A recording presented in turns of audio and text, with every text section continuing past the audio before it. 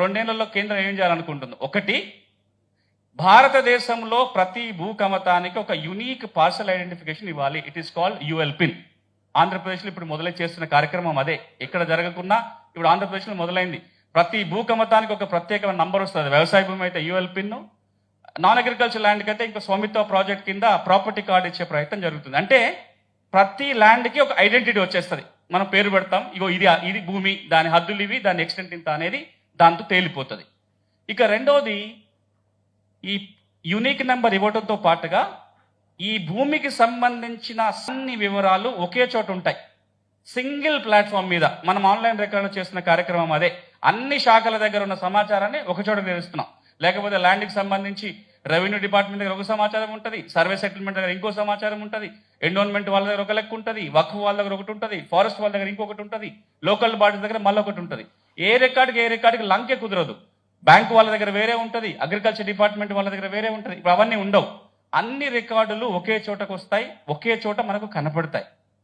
అంత మాత్రమే కాదు, పెద్దలు చెప్పినట్టుగా ఆ రికార్డు ఫీల్డ్కి అద్దం పట్టేలాగా ఉంటుంది. Mirror principle. ఏ రికార్డులో ఏ చేంజ్ జరిగినా వెంటనే జరిగిపోతుంది, ఏ మార్పు జరిగినా వెంటనే వచ్చేస్తుంది.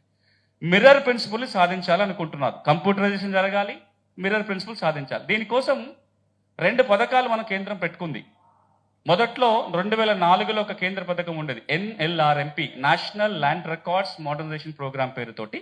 దాన్ని ఇటీవల కాలంలో కొంత మార్పు చర్యలు చేసి DILRMP పథకంగా అమలు చేస్తున్నాం. Digital India land records modernisation programme పేరుతోటి ఇప్పుడు నేను చెప్పినవన్నీ సాధించడానికి ఒక లక్ష్యం పెట్టుకున్నాం. ఇవన్నీ సాధిస్తూ ఇప్పుడున్న మన డీడ్స్ రిజిస్ట్రేషన్ సిస్టాన్ని తొలగించి టైటిల్ రిజిస్ట్రేషన్ వ్యవస్థకు పోవాలంటున్నాం. తేడా అర్థం కావాలంటే మనకు జోక్ గుర్తుంటుంది. లాయర్లందరూ మనం చాలాసార్లు మాట్లాడుకుంటూ ఉంటాం కూడా. హైదరాబాద్లో చార్మినార్ నేను అమ్మొచ్చు, మీరు కొనుక్కోవచ్చు, డాక్యుమెంట్ రిజిస్ట్రేషన్ కూడా అయిపోతుంది. ఎందుకు? సబ్ రిజిస్ట్రార్కి నువ్వేమవుతున్నావు, వాడికి ఏం పట్టింపు ఉంటుంది? డబ్బులు కట్టినావా లేదా, స్టాంప్ డ్యూటీ కట్టినావా, రిజిస్ట్రేషన్ ఫీజు కట్టినావా?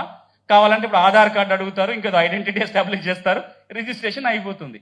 అంటే ఏంటి? మనం కాగితాలను రిజిస్టర్ చేస్తున్నాం, కానీ కాగితాల్లో ఉన్న హక్కులను మనం రిజిస్ట్రేషన్ చేయట్లేదు. హక్కులను ఎవరు వెరిఫై కూడా చేయట్లేదు. కానీ రాబోయే రోజులలో ఇది తొలగించేసి రిజిస్ట్రేషన్ జరుగుతున్నప్పుడే హక్కులని వెరిఫై చేసి హక్కుల రిజిస్ట్రేషన్ చేయాలి అని అనుకుంటున్నాం కొత్త సిస్టమ్ ద్వారా. ఈ మార్పు రాబోతుంది. అంతేకాదు, ఏ భూమినైనా ఎక్కడి నుంచినైనా రిజిస్ట్రేషన్ తీసుకొచ్చే వ్యవస్థ. జమ్మూ కాశ్మీర్లో ఉన్న భూమిని కూడా విజయవాడలో, తాడేపల్లిలో ఈ హోటల్లో కూర్చొని కొనుక్కొని అమ్ముకొని చేసుకునే అవకాశం కల్పించాలి అనేది. దాంతోపాటుగా ఆంధ్రప్రదేశ్లో ఉన్న భూమి రికార్డులు తెలుగులో కనబడతాయి. కర్ణాటకలో ఉన్నాయని ఈ భూమి రికార్డు చదువుకోవాలనుకుంటున్నాడు. ఇప్పుడు అవకాశం ఉంటుందా? ఏముండదు. కానీ రాబోయే సిస్టంలో ఏ రాష్ట్రంలో ఉన్న భూమి రికార్డు వాళ్ళు ఎంటర్ చేయగానే 16 భాష మారిపోతుంది. ఏ రాష్ట్రం రికార్డు అయినా మనం ఎక్కడైనా చదువుకోవడానికి అవకాశం ఉంటుంది. ఇవన్నీ సాధించిన తర్వాత లాస్ట్ స్టెప్ ఏంటంటే, ఆ రికార్డుకి గవర్నమెంటే గ్యారంటీ ఇస్తానంటుంది. ఈ రోజు నేను ఒక కారు కొనుక్కున్నా, లేదా ఇప్పుడు ఒక అపార్ట్మెంట్ కొనుక్కుంటా, లేదా బైక్ కొనుక్కున్నా, నా తప్పు ఉన్నానో అవతలోడు తప్పు వల్లనో నా కార్కి యాక్సిడెంట్ అయిందో, నా బైక్కి యాక్సిడెంట్ అయింది, ఓ 1,00,000 రూపాయలు పెట్టి బైక్ కొనుక్కున్నా, ఓ 20 లక్షలు పెట్టి కారు కొనుక్కున్నా, అప్పుడు ఏమవుతుంది? యాక్సిడెంట్ అయితే ఎవరు తప్పున్నా సరే ఎంతో కొంత నాకు ఇన్సూరెన్స్ డబ్బులు వస్తాయి. అట్లీస్ట్ నా కారు అన్న ఉంటుంది, కారు వల్ల నష్టం జరిగితే డబ్బులు అని వస్తాయి.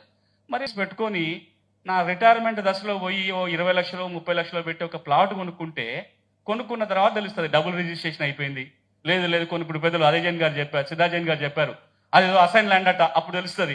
లేదు అది శీకం ల్యాండ్ అని చెప్పి మాకు నోటీస్ వస్తుంది. ఏదో చుక్కల భూములు ఉందని చెప్తారు కొన్న తర్వాత. మరి అప్పుడు ఏమవుతుంది? నాకు నా సర్వస్వం దారపోసి కొనుక్కున్న ఆస్తి కాస్త బూడిదలో పోసిన పన్నీర్ అవుతుంది, డబ్బులు రావు, భూమి మిగలదు. ఇప్పుడు ప్రభుత్వం ముందుకు వచ్చి ఏమంటది? బాబు, నువ్వు గనక భూములు కొనుక్కుంటే, రిజిస్ట్రేషన్ కనుక అయిపోతే నీ రికార్డుకి నేనే గ్యారంటీ ఉంటా.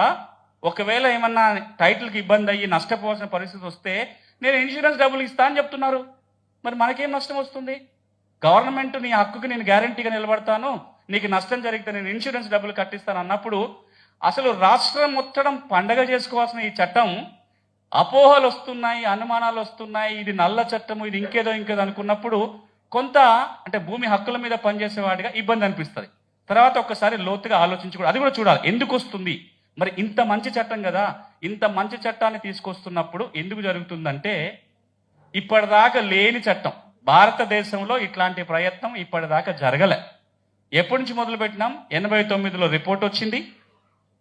2004లో NRLMP పథకాన్ని రూపొందించుకున్నాం.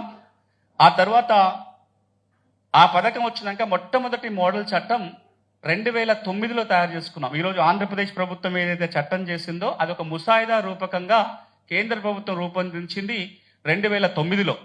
2011లో ఒక ముసాయిదా చట్టం వచ్చింది, 15లో ఒకటి వచ్చింది.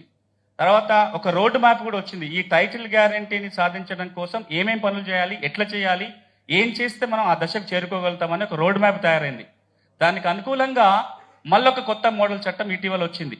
చాలా రాష్ట్రాలని అడిగితే కూడా ప్రయత్నాలైతే జరిగినాయి, కానీ ఈ దశ వరకు వచ్చిన రాష్ట్రం ఏదన్నా ఉంది అంటే ఆంధ్రప్రదేశ్. ఒకటి, చట్టం చేసుకున్నారు. రెండు, ఆ చట్టం అమలు కావాలంటే అన్నిటికంటే కీలకం భూముల సర్వే. భూమి సర్వే చేయకుండా టైటిల్ గ్యారెంటీ సాధ్యమే కాదు, ల్యాండ్ టైటిలింగ్ సాధ్యం కాదు. ఇప్పటికే ఆంధ్రప్రదేశ్ ప్రభుత్వం వ్యవసాయ భూముల్ని, వ్యవసాయేతర భూముల సర్వే చేస్తుంది. కాబట్టి ఈ చట్టాన్ని మనం గనక అమలు చేసుకుంటే రాబోయే రోజుల్లో నేను ఇంతకుముందు చెప్పిన సమస్యలు ఏవైతే ఉన్నాయో, సివిల్ కేసెస్ కావచ్చు, క్రిమినల్ కేసెస్ కావచ్చు, ఆర్థికంగా నష్టం కావచ్చు, ఇవన్నిటినీ ఓవర్కమ్ కావడానికి అవకాశం ఉంటుంది. ఇప్పుడు మరి ఎందుకు ఇబ్బందులు వస్తున్నాయి అంటే, నేను ఇప్పుడు పెద్దలు ఇద్దరు కూర్చున్నారు కాబట్టి మీకు అందరికీ మళ్ళీ అందరి సమక్షంలో రిక్వెస్ట్ చేస్తున్నా.